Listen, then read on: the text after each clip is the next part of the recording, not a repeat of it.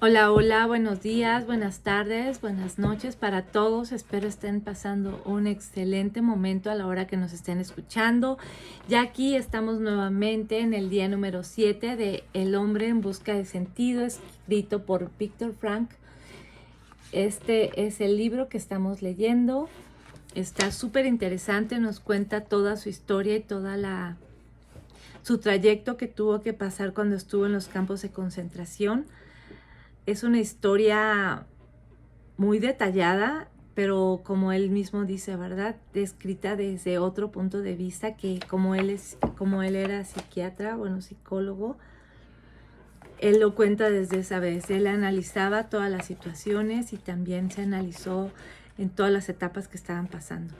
Y él lo describía que había 3 etapas y bueno, aquí nos está describiendo en el capítulo anterior que leímos la segunda etapa, que esto ocurre a los pocos días de que empiezan a entrar, que empieza a ver la nostalgia por la familia, por la presencia de sus seres queridos, cómo se empiezan a hundir en la depresión y en la tristeza, y aparte pues también tanto trabajo y poco descanso, poca comida, la vida tan deplorable que llevaban. Entonces todo eso empieza a afectar. También nos dice cómo al principio, pues el ver tanta crueldad y tanto golpe, cómo les afectaba, y conforme van pasando las semanas, ya se hace tan usual que ya no responden. O sea, antes decía que evitaban ver a las personas, se volteaban su rostro para no verlo, y que ya llegaba un momento en tu estado psicológico que ya lo veías así como normal. Qué triste que podamos llegar a ese extremo, ¿verdad? Y también nos hablaba de que tenían rutinas, y otra cosa que me llamó mucho la atención es que mencionan el lado espiritual, ¿verdad? Que ellos cultivaban una profunda vida espiritual, y que yo creo que también eso fue lo que a muchos les ayudó a todo eso. Yo como católica, creyente, es algo muy esencial en mi vida. Es algo que me llena y me da paz, y pues yo creo que fue lo que también a ellos les hacía, ¿verdad? Y con tanto tiempo que tenían, pues yo creo que es algo a lo que uno se aferra, y no importa la religión que ustedes profesen o en lo que ustedes crean, en Buda, en la Pachamama, en las constelaciones, la energía, pero algo que sea espiritual y que ustedes lo tengan, yo creo que ayuda muchísimo. Y pues bueno, ya vamos a empezar en la página número 69, que fue donde nos quedamos la vez pasada. Si gustan seguirnos, suscribirse al canal para que cuando se suban nuevas lecturas las puedan ver. Si es la primera vez que nos están viendo, pues también comentarles que ya tenemos otros 3 libros. El primero fue el de Hábitos Atómicos. Es un libro que estuvo un poco grande, pero está todo el libro. La lectura está en los videos. El segundo fue El Principito, que también es un libro que yo creía que al principio que era para niños, y la verdad porque yo lo leí cuando iba en la primaria, yo creo secundaria. Pero la verdad tiene mucho sentido, y aparte siempre creo que aunque ya hayamos leído algún libro, si lo volvemos a leer siempre se encuentra algo, porque nuestra vida va cambiando, nuestra forma de pensar y de ver las cosas es diferente, entonces todo cambia y todo influye. Y pues bueno, nada más pedirles que nos regalen un like, que nos compartan para que más personas puedan enterarse de lo que estamos leyendo, a fomentar el hábito de la lectura y crear una comunidad de amistades a través de la lectura, ¿verdad? Dejen sus comentarios, platíquenos qué opinan, qué les gustaría que leyéramos, cuál es su interpretación del libro, porque cada persona somos diferente y vemos todo de una manera diferente. Y pues bueno, ya comenzamos en la página número 69. Cuando se ha perdido todo. Caminábamos kilómetros a trompicones, resbalando en el hielo y sosteniéndonos mutuamente, sin decir nada, pero los dos sabíamos que cada uno pensaba en su mujer. Yo levantaba de vez en cuando la vista al cielo y veía diluirse las estrellas en el primer albor rosáceo de la mañana. Tras una oscura franca de nubes, Pero mi mente se aferraba a la imagen de mi mujer, a quien imaginaba con asombrosa nitidez. La vi contestándome, sonriéndome con una mirada franca y alentadora. Real o imaginaria, su mirada iluminaba más que el sol del amanecer. En ese estado de embriaguez, un pensamiento vino a mi mente. Comprendía por primera vez la verdad contenida en las canciones de los poetas y proclamada como el conocimiento supremo por tantos pensadores. El amor es la meta última y más alta a la que puede aspirar el hombre. Percibí entonces, en toda su profundidad, el significado del mayor secreto que la poesía, el pensamiento y las creencias intentan comunicar. La salvación del hombre consiste en el amor y pasa por el amor. Comprendí que un hombre despojado de todo todavía puede conocer la felicidad, aunque sea solo por un instante, si contempla al ser amado. Incluso en un estado de desolación absoluta, cuando ya no cabe expresarse mediante una acción positiva, cuando el único logro posible consiste en soportar dignamente el sufrimiento, en tal situación el hombre es capaz de realizarse en la contemplación amorosa de la imagen de la persona amada. Por primera vez entendí el significado de las palabras: los ángeles se abandonan en la eterna contemplación amorosa de la gloria infinita.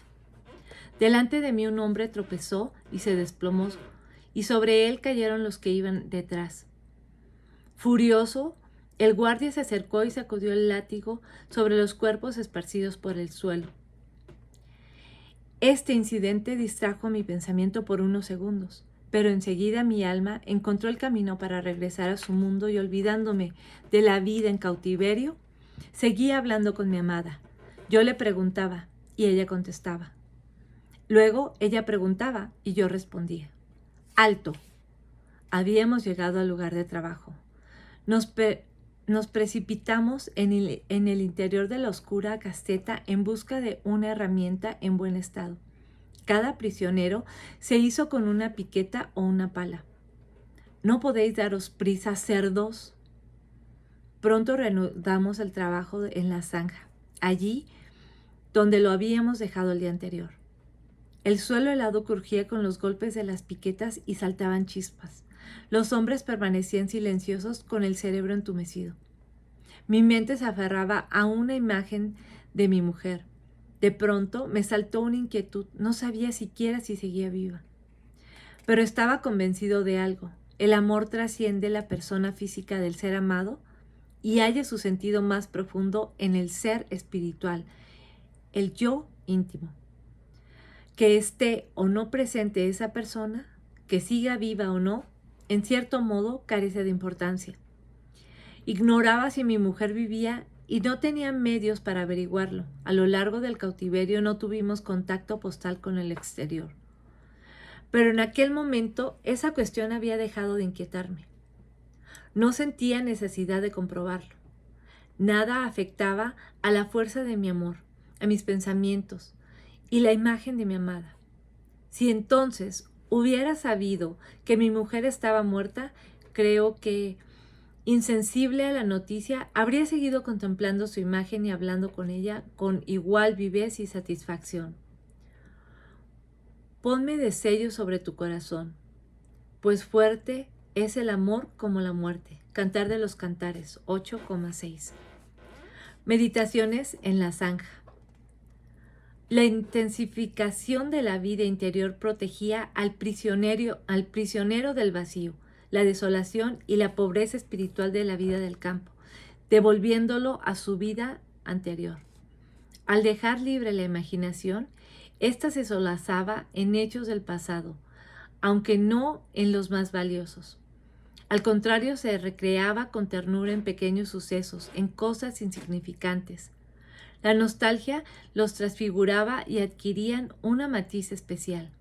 El mundo al que pertenecían parecía muy distante y, no obstante, el alma se refugiaba en ellos con añoranza.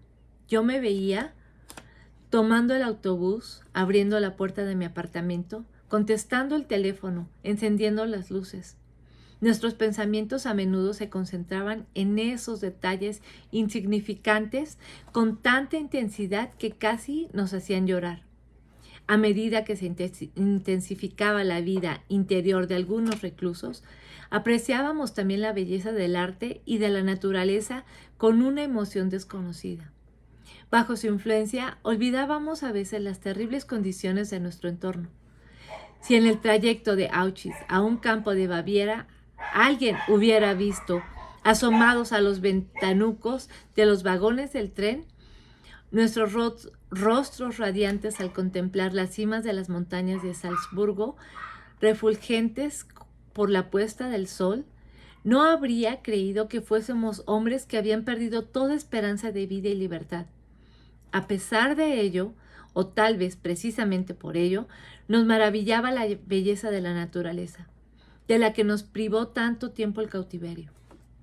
Incluso sucedía que en pleno trabajo un prisionero atraía la atención de sus compañeros, señalándole un resplandeciente crepúsculo tras las altas copas de los bosques bávaros, como en la famosa acuarela de Durero, en los mismos bosques donde construíamos un enorme almacén secreto de munición. Una tarde, de vuelta en barracones, ya tumbados en el suelo por el cansancio, con el cuenco de sopa entre las manos, entró de pronto un compañero que nos urgía salir a contemplar una maravillosa puesta de sol. Allí, de pie, nos vimos hacia el oeste un cielo plagado de nubes que variaban de forma y color, del azul acero al rojo bermellón. Esa luminosidad contrastaba con la hiriente desolación grisácea de los barracones y del suelo fangoso cuyos charcos reflejaban aún el resplandor del cielo. Luego, tras unos minutos de silencio, emoción, un prisionero dijo: «¡Qué hermoso podría ser el mundo!». Monólogo al amanecer. En otra ocasión, mientras cavábamos una zanja, el amanecer proyectaba una luz grisácea. Gris el cielo y gris la nieve bañada por la luz del alba. Grises los harapos que malamente cubrían los cuerpos de los prisioneros y grises sus rostros. Mientras trabajaba, mi imaginación hablaba con mi mujer. ¿O acaso quería escudriñar la razón de mi sufrimiento, de mi lenta agonía? En una violenta protesta contra lo inexorable de la muerte inminente, sentí que mi espíritu atravesaba todo el gris circundante, que trascendía ese mundo desesperado, y en algún lugar oí una victoriosa sí. En esa respuesta a mi pregunta sobre si finalmente la vida tenía sentido. En ese momento se encendió la luz de una granja lejana, recortada en el horizonte como una pincelada de color, radiante en aquel amanecer grisáceo en Baviera. Et lux in tenebris lucet. Y la luz brilla en medio de la oscuridad. Estuve muchas horas despedazando la tierra helada. El guardia pasaba junto a mí y me insultaba, pero yo seguía hablando con mi amada. La sentía a mi lado cada vez con mayor intensidad. Tenía la sensación de que podía tocarla, que si extendía la mano alcanzaría la suya. Una sensación extraordinariamente viva. Ella estaba realmente ahí, en ese preciso instante. Un pájaro se posó justo delante de mí, sobre el montón de tierra extraído de la zanja, y me miró fijamente. Arte en el campo. Unos párrafos atrás he hablado del arte. ¿Hay algo parecido en un campo de concentración? Depende de lo que se entienda por arte. De vez en cuando se improvisaba algo parecido a un espectáculo de cabaret. Se despejaba temporalmente un barracón, se apiñaban unos bancos y se planeaba un programa. Allí habían por la noche los privilegiados, los capos y los que no tenían que realizar largas marchas fuera del campo. Se reían, lloraban, alborotaban un poco, cantaban, recitaban poemas, contaban chistes que satirizaban la vida del campo con la exclusiva finalidad de ayudar a olvidar, y lo conseguían. El espectáculo tenía tanto éxito que incluso algún prisionero común asistía a la función, a pesar de que podía perderse el escaulidio rancho diario y estar agotado. Al principio del internamiento nos permitían reunirnos en un cuarto de máquinas a medio construir para saborear durante media hora, el tiempo de descanso, la ración de sopa aguachirle que pagaba la empresa constructora. Al entrar, cada uno recibía un cucharón de sopa aguada. Mientras la sorbíamos con avidez, un prisionero italiano, encaramado en una cuba, entonaba arias italianas. Su buena voz era envidiable. Disfrutábamos enormemente del recital y el italiano se garantizaba una ración doble del fondo del perol, es decir, con guisantes. En el campo se premiaba no solo el entrenamiento, sino también el aplauso. A mí, por ejemplo, podría haberme protegido y fui muy afortunado en no necesitarlo, el capo más temido del lager, conocido con razón con el sobrenombre del capo asesino. Sucedió así. Una tarde tuve el gran honor de ser invitado otra vez al cuarto donde había tenido lugar la sesión de espiritismo. Se habían reunido los mismos amigos íntimos del médico jefe y de nuevo, de forma antirreglamentaria, el suboficial de seguridad del equipo sanitario. Entró por casualidad el capo asesino y le pidieron que nos recitara algunos de sus poemas, tristemente célebres en el campo. No se hizo rogar. Sacó de inmediato una libreta y leyó algunos fragmentos de su arte literario. Me mordía los labios hasta sangrar para no reírme al escuchar sus poemas de amor. Posiblemente ese esfuerzo me salvó la vida. Aplaudí con adulador entusiasmo. Esto podía suponer un trato de favor si era asignado a su cuadrilla, a lo que ya un día me habían destinado y me había bastado con aquella experiencia. Resultaba útil en todo caso que el capo asesino lo conociera a uno desde una perspectiva favorable. Por tanto, aplaudía con todas mis fuerzas. Desde luego, cualquier tentativa de hallar arte en el campo adquiría, en general, aspectos grotescos. La sensación artística, me parece, surgía del fantasmagórico contraste entre lo chusco del espectáculo y la desolación de la vida en el campo como telón de fondo. Nunca olvidaré que en la segunda noche en Auschwitz la música me despertó de un sueño profundo. El vigilante del barracón celebraba una especie de fiestecilla en su cuarto cerca de nuestra puerta. Voces achispadas tarareaban conocidas canciones. De pronto se hizo el silencio y un violín tocó en la noche un tango desesperadamente triste, una melodía desconocida y quizá por eso más atractiva. El violín parecía llorar y una parte de mí también lloraba. Aquel día alguien cumplía 24 años, alguien que dormía en algún lugar de Auschwitz, tal vez solo a unos cientos de metros de mí, y aún así por completo inalcanzable. Ese alguien era mi mujer. El humor en el campo. El descubrimiento de algo parecido al arte en un campo de concentración sin duda sorprenderá, pero aún más sorprendente es que allí también hubiera sentido del humor. Claro que un humor apagado y de escasa duración. El humor es otra de las armas del alma en su lucha por la supervivencia. Es sabido que el humor, más que cualquier otra cosa en la existencia humana, proporciona el distanciamiento necesario para sobreponerse a cualquier situación, aunque sea un instante. Yo mismo aleccioné a un amigo y colega junto al cual trabajé durante semanas a desarrollar su sentido del humor. Le sugerí que inventáramos cada día una historia. divertida que pudiera suceder tras nuestra liberación. El hombre era un cirujano que había trabajado en el equipo de un gran hospital. Intenté arrancarle una sonrisa representando su actuación profesional al incorporarse a su antiguo puesto sin haber olvidado aún las costumbres adquiridas en el campo. A pie de obra, y en especial si el supervisor hacía su ronda, el capataz nos forzaba a trabajar más rápido, al grito de ¡acción, acción!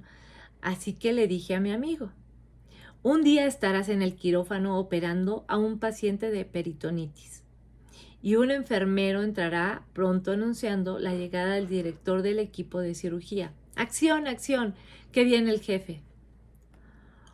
Otros imaginaban escenas divertidas en el ansiado futuro en libertad. Por ejemplo, en una cena de cierto relumbre social, olvidarían la buena educación y le rogarían a la anfitriona que le sirviera de la sopa una cucharada del fondo, como pedían cada noche al capo de turno. Los intentos por desarrollar el sentido del humor y ver la realidad bajo una luz humorística constituyen una especie de truco que aprendemos en el arte de vivir. Incluso es posible practicarlo en un campo de concentración, aunque el sufrimiento sea omnipresente. Se podría explicar de esta forma: el sufrimiento humano actúa como un gas en una cámara vacía. El gas se expande por completo y regularmente en el interior, con independencia de la capacidad de la cámara. Análogamente, el sufrimiento, sea fuerte o débil, ocupa el alma y toda la conciencia del hombre. De ahí se deduce que el tamaño del sufrimiento humano es relativo. Y a la inversa, el hecho más significante puede generar las mayores alegrías. Sirva de ejemplo lo que nos sucedió en el viaje de Auschwitz a un campo filial de Dachau. Todos temíamos que nos fueran a trasladar a Mauthausen. Nuestro nerviosismo aumentaba a medida que el tren se acercaba a un puente sobre el Danubio que había que cruzar si el destino era Mauthausen, como lo atestiguaban los prisioneros con experiencia. Quien no haya presenciado una escena similar difícilmente imaginará los saltos de júbilo de los prisioneros hacinados al vagón, el comprobar que el tren no cruzaba el puente. Por fortuna nos dirigimos solo a Dachau. ¿Y qué sucedió al llegar a Dachau tras un viaje de 2 días y 3 noches? En el vagón no había sitio para que todos pudiéramos viajar acurrucados en el suelo. La mayoría hizo el trayecto de pie y solo algunos se turnaban para ponerse de cuclillas sobre la escasa paja, empapada de orines. Llegamos extenuados. Con todo, la información de los veteranos nos levantó el ánimo. El campo era pequeño, constaba de 2.500 reclusos y no tenía crematorios ni cámaras de gas. Eso significaba que en un campo así, ni los musulmanes iban a la cámara de gas, ya que debían esperar como mínimo a que se organizara un nuevo convoy de enfermos, que los devolviera a Auschwitz. Esta agradable noticia nos puso a todos de buen humor. El deseo del viejo vigilante de nuestro barracón en Auschwitz se había cumplido. A diferencia de Auschwitz, estábamos en un campo sin chimenea. Bromeábamos, reíamos, contábamos chistes sin saber qué nos depararían las horas siguientes. En el recuento de los recién llegados faltaba un prisionero. Tuvimos que esperar bajo la lluvia y el viento helado a que apareciera. Lo encontraron finalmente dormido en un barracón, abatido por el cansancio. En represalia, ese recuento se convirtió en castigo. Estuvimos de pie a la intemperie toda la noche hasta la mañana siguiente, helados y calados hasta los huesos, después de un viaje agotador. Y aún así, nos sentíamos todos muy contentos. Estábamos en un campo sin chimenea y lejos de Auschwitz. Quien fuera un preso común. En otra ocasión, pasó cerca de nuestro lugar de trabajo un grupo de convictos. Con qué claridad comprendimos la relatividad del sufrimiento humano. Cómo envidiábamos a estos presos por su vida relativamente ordenada, segura, higiénica y feliz. Quizá se bañaban con cierta frecuencia.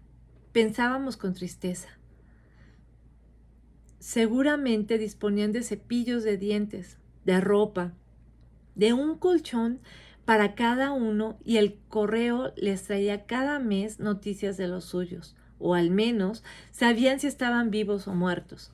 Nosotros, en cambio, hacía mucho tiempo que no teníamos ninguna de esas cosas.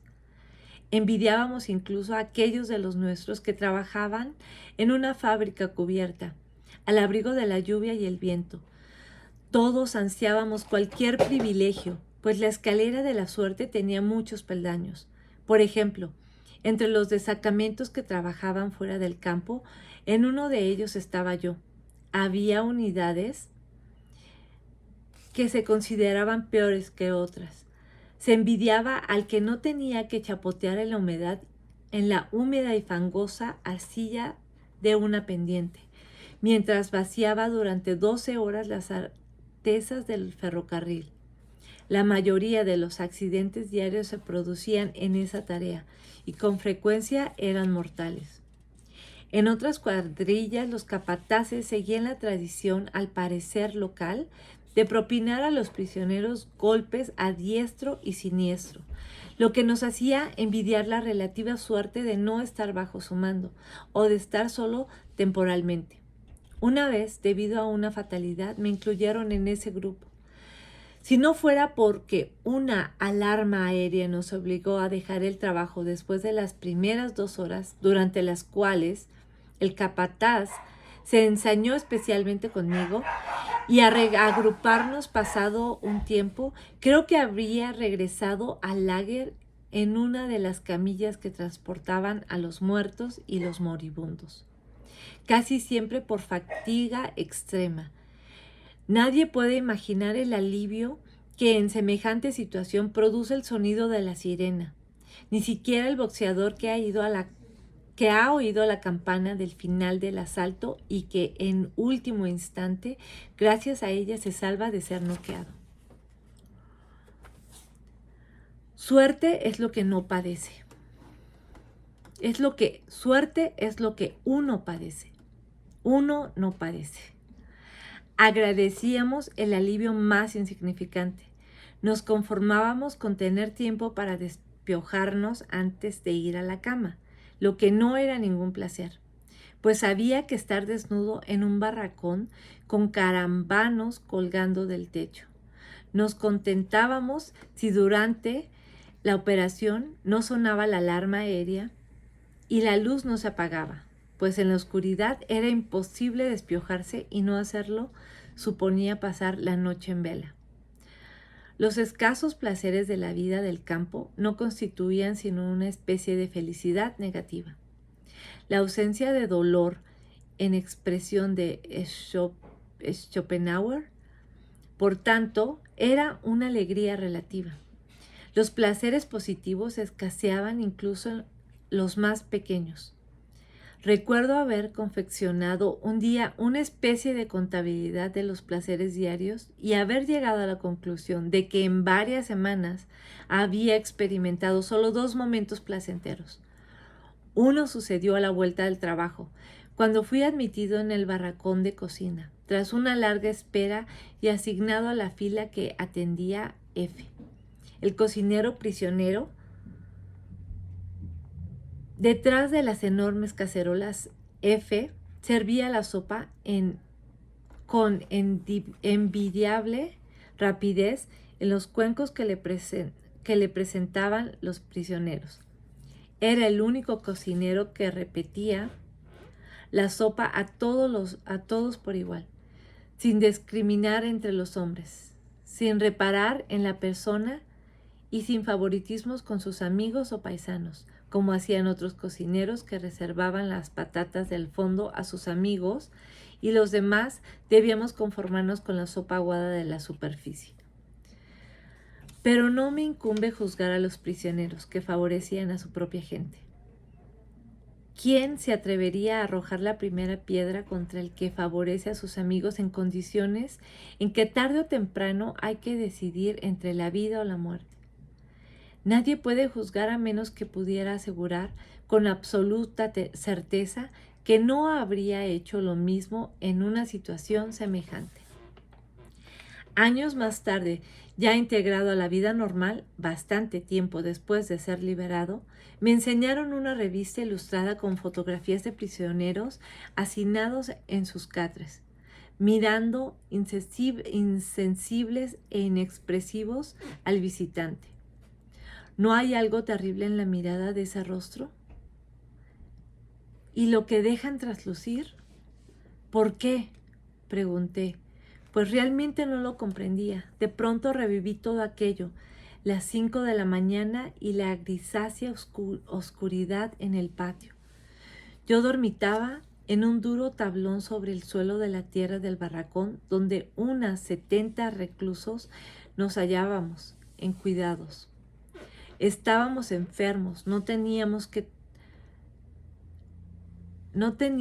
formar al amanecer ni ir al trabajar.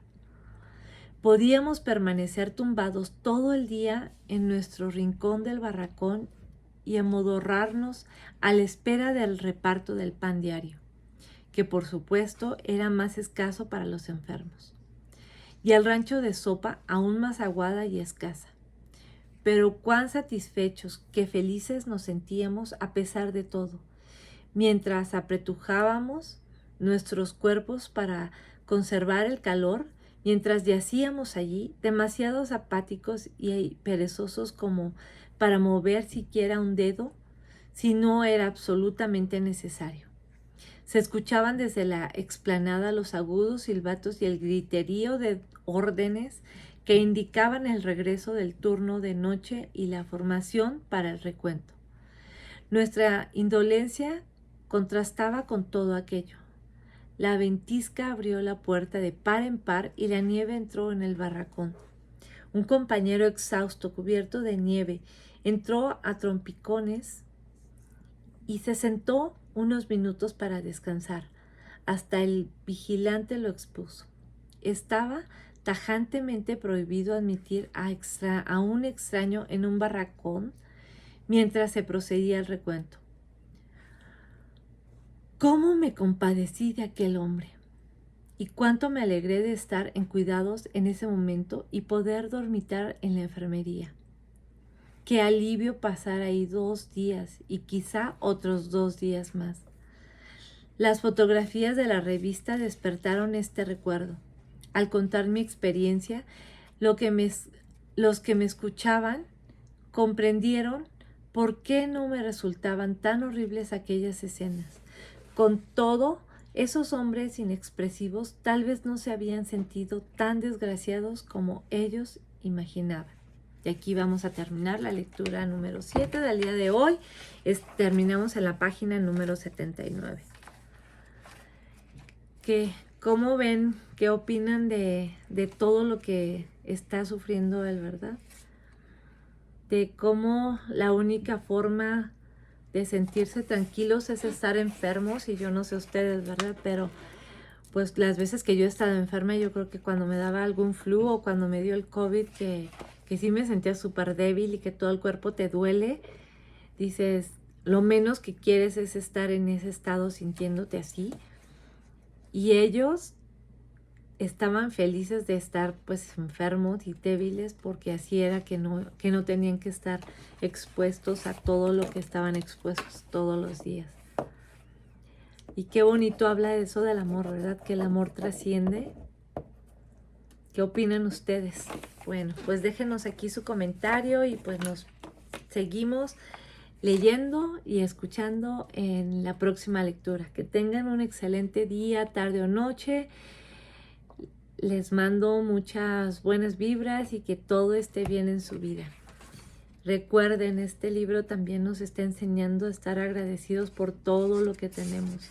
A veces son cosas que ni siquiera sabemos que somos afortunados, ¿verdad? De tenerlas. Tanto poder respirar, que nuestros órganos internos estén funcionando, esa cuchara con la que comemos, los platos, el microondas, la estufa o un refrigerador, o sea, tantas, o si nos ponemos a observar un cuarto por todo lo que podemos y tenemos que estar agradecidos.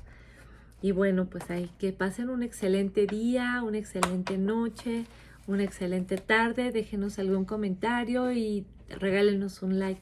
No se olviden suscribirse para que les sigan llegando las notificaciones y también esto crezca más, que se haga un equipo de lectura y que lleguemos a más países, porque tenemos personas de muchos países.